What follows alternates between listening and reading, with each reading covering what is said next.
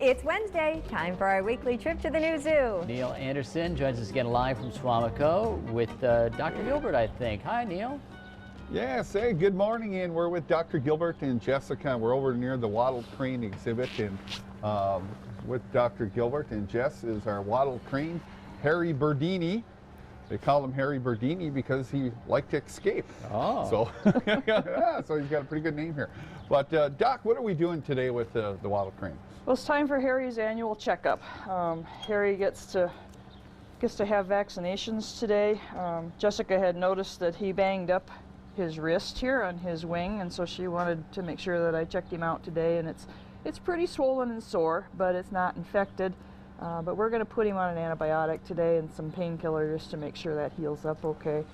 But kind of interesting, he's recently gone through his molt, and on the inside of his wing here, all these little things here are blood feathers. Blood feather is just a brand new feather that comes out that actually still has the blood supply growing in here.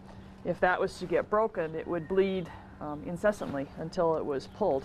So these are all really fragile, so we have to be really careful in handling him that we don't injure those.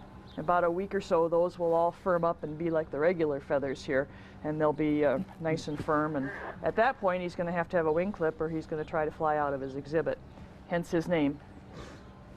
And now the other thing, Doc, we also then take the opportunity to vaccinate the Waddle crane as well. And what do we vaccinate them for? Yeah, that's right, Neil.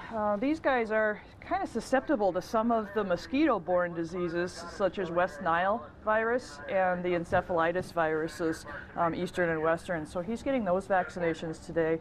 We'll also take this opportunity to get a blood sample from him and just make sure his overall health and condition is as good as we think it is. But he's a big, strong bird.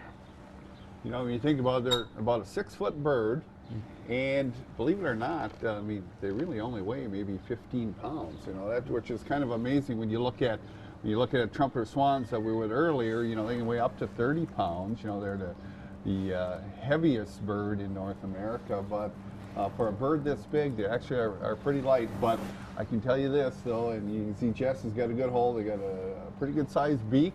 Yeah. You gotta be real careful. You see Jess, you know, she's got glasses, protective glasses on. But for only 14, 15 pounds, these birds are very, very powerful. Yeah, I bet. Well, thanks, Neil. Thanks, Dr. Gilbert. And we'll check back with you the next hour, okay? Hey, sounds good. See you.